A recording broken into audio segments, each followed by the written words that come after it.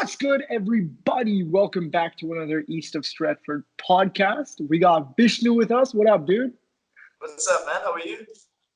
Good, bro. I'm really happy since we kicked off that motherfucker Karthik off this show, dude. Yeah, it's gonna be so smooth sailing from now onwards. We'll get all our videos edited and distributed on time. Yeah, man, good riddance. No shit connection, no shit teams, no talking, saying that Cavani is better than Zlatan. Dude, I'm never going to forget that. And the fact that he had Fred and Grealish in his Yeah, CDM positions, that will never be forgotten. yeah. I think he deserves a little timeout for those statements. And then we just reprimanded him for that. If he misses out a session, then fuck him, dude. Fuck him. He's out. He's out. But on to bigger and better things. We beat Derby County 3-0. And that, I mean, to be honest, I didn't watch the game. It's pretty late our time, and I need to sleep. But Vishnu apparently doesn't care for sleep or doesn't need sleep or whatever the fuck. So review that game for us, bro. Yeah, dude, for sure. Yep, we've definitely trounced Derby 3-0 away at the iPro Stadium. We've advanced to the quarterfinals, and we will be playing Norwich City next round. It was a great game for us because primarily Luke Shaw scored his second career goal for Man United.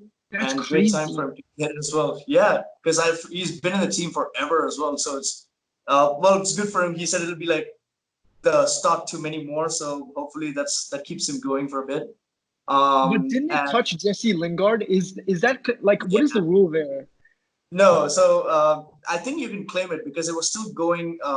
It was still heading to the goal, so I think you can claim it. And it kind of Jesse Lingard wasn't really involved because he was kind of shielding himself away. His only useful contribution with over the last few games or so. That's not entirely true, but yeah. No. Shaw said that Shaw said in a statement that he is claiming that he doesn't care what Lingard thinks, and yeah, you gotta feel for him, dude. If he's just getting his second career goal, why not? You might as well enjoy them, make the most of that, right? Dude, and he's an attacking left back, especially when he first came to United, and he penetrates a lot. He shoots. Yeah, I think his competition with Brandon Williams for a spot in the 11 has really enhanced his abilities in the football pitch recently. He's been playing a lot. He's been feeding a lot more balls. He's been running back and forth as well, especially when Ole plays a 3-4-2-1 sort of formation. So he's given the liberty to go ahead with the ball a lot more and stuff. Maybe that's given him a lot more confidence, and it's brought about a goal for him. I'm very happy for him as well, especially for the fact that we've given him a lot of shit for being a donut, not running fast enough, being fat. It is pretty funny. But yeah, moving on, Shaw's had a great game. He assisted our new Nigerian boy, Odion Ighalo, for his brace, which was superb to see, man. This guy is so composed with the ball; it's beautiful. I saw him repeatedly just being the only CF, handling himself when the ball has been passed to him in the box, passing it back, opening up to the flanks, getting the ball in. It was wonderful to watch. He was a complete forward that we had yesterday. Unfortunately, he didn't get his hat trick, even though he did have a shot towards the end in the 85th minute or something. But what a dream that would have been to have a Manchester United hat trick in only your second start. And also that also says that in the last 8 days, he scored 3 goals. That's more than Lacazette has scored this whole year. So that's saying a lot of shit. Yeah, especially for a free transfer from I'm not sure if it's a China. free transfer. Sorry, from China, man. Yeah, not bad, right? Not bad at all, dude. I thought he was gonna be a piece of shit. I thought he's gonna come on, eat a few minutes towards the end, but this guy's showing that he actually has some promise. I still do not think he's the answer, but I'm more leaning towards I would have him as a third striker on the squad next year.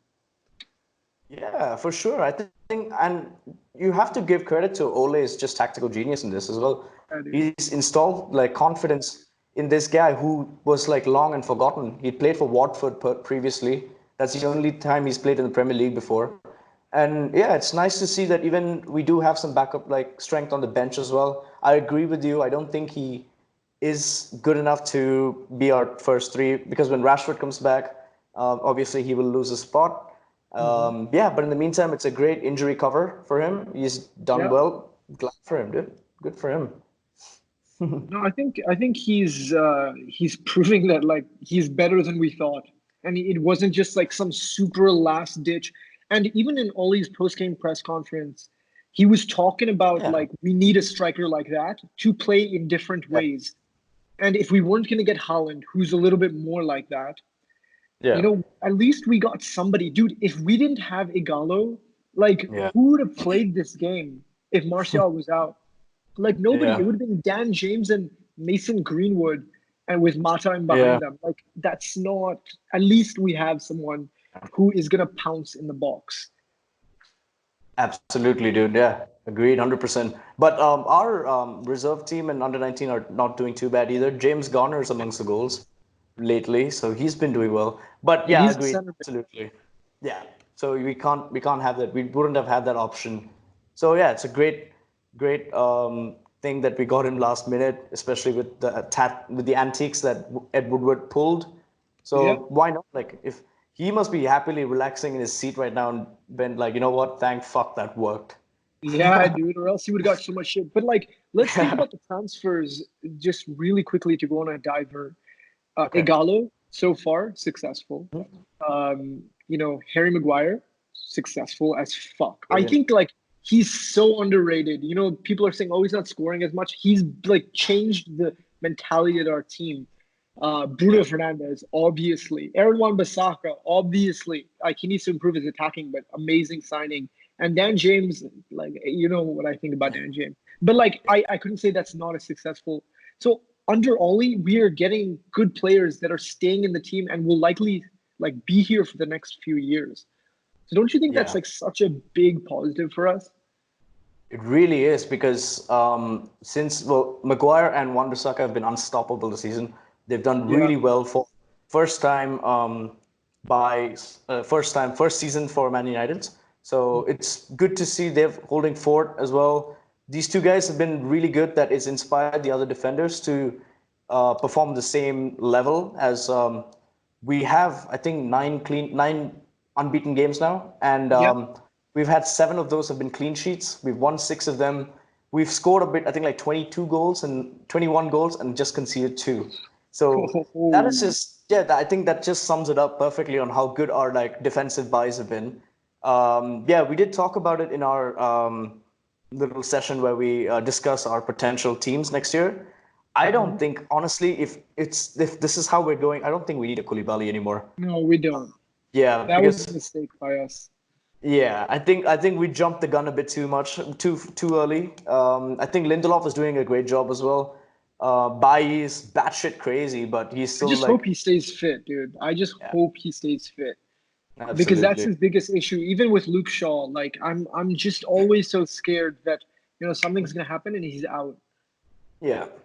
But which is yeah, why we need some reinforcement somewhere in defense.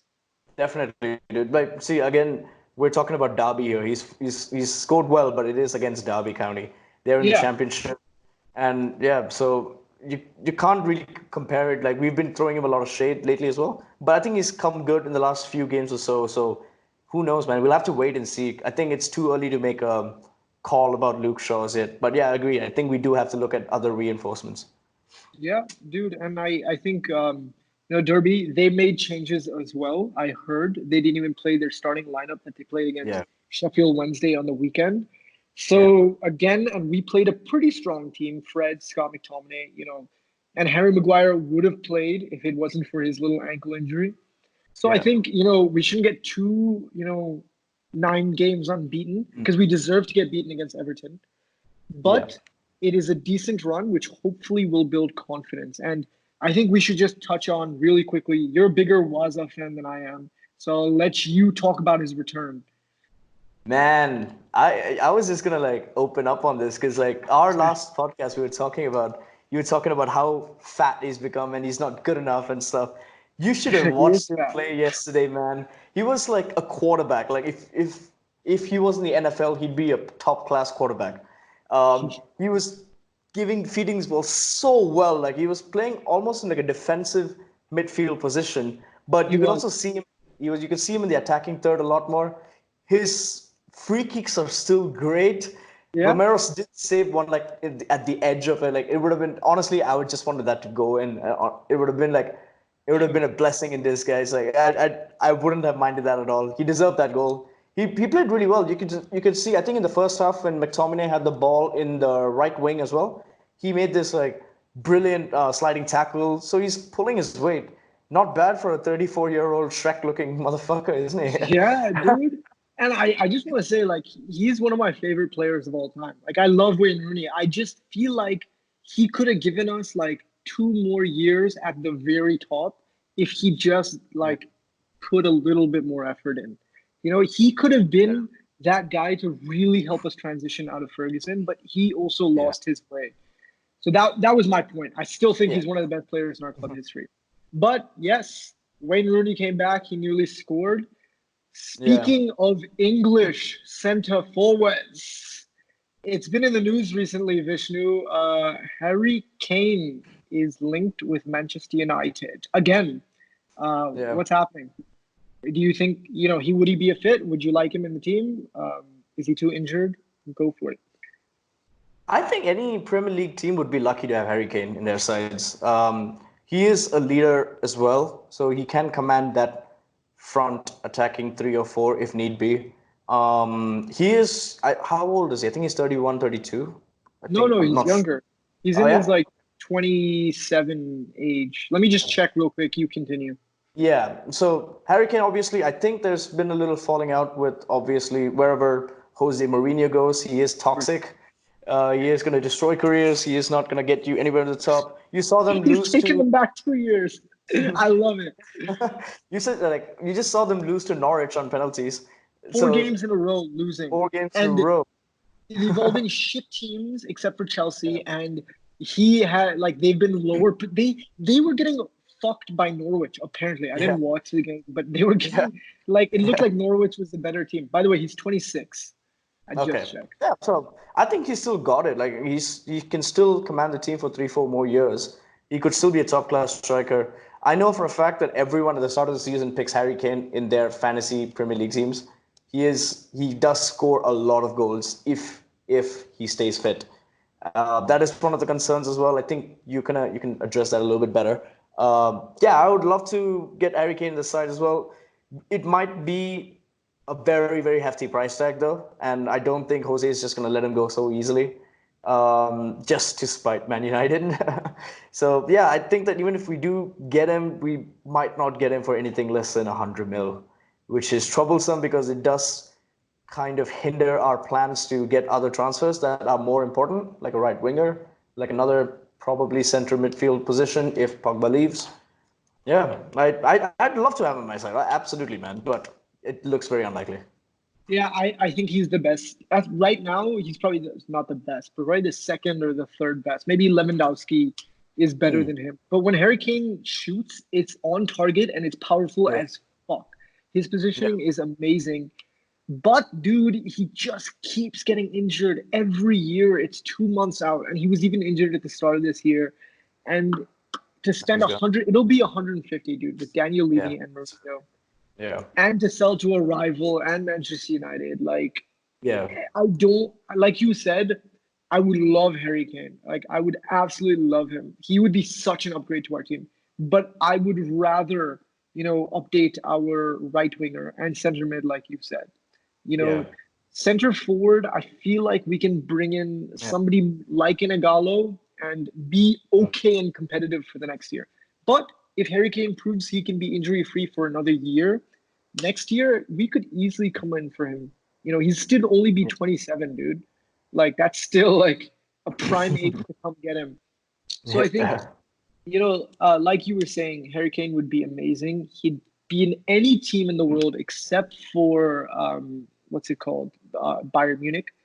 Yeah. But I would rather spend the money elsewhere.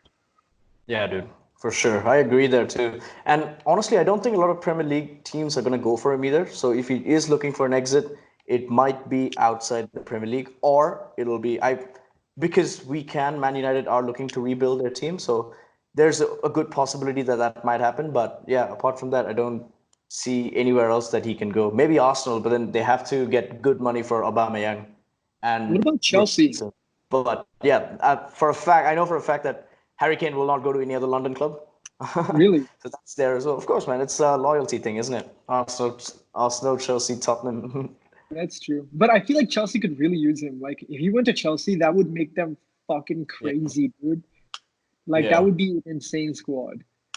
yeah. But yeah, I think we're in agreement. Like I think Real Madrid could really use him. Benzema's Yeah. probably fading out, and he could come in and he could do huge. Even though I'm not a fan of, whenever British players go to Real Madrid, it doesn't end up favorably. Doesn't really work. Yeah. Yeah, That's dude. But I gotta head out for dinner, and you know that. So we gotta wrap absolutely. up. Yeah. Thank you, everybody, for tuning in to this next episode of the East of Stretford podcast. So make sure to tune in for that. Check us out on Instagram. Vishnu's been killing it on there.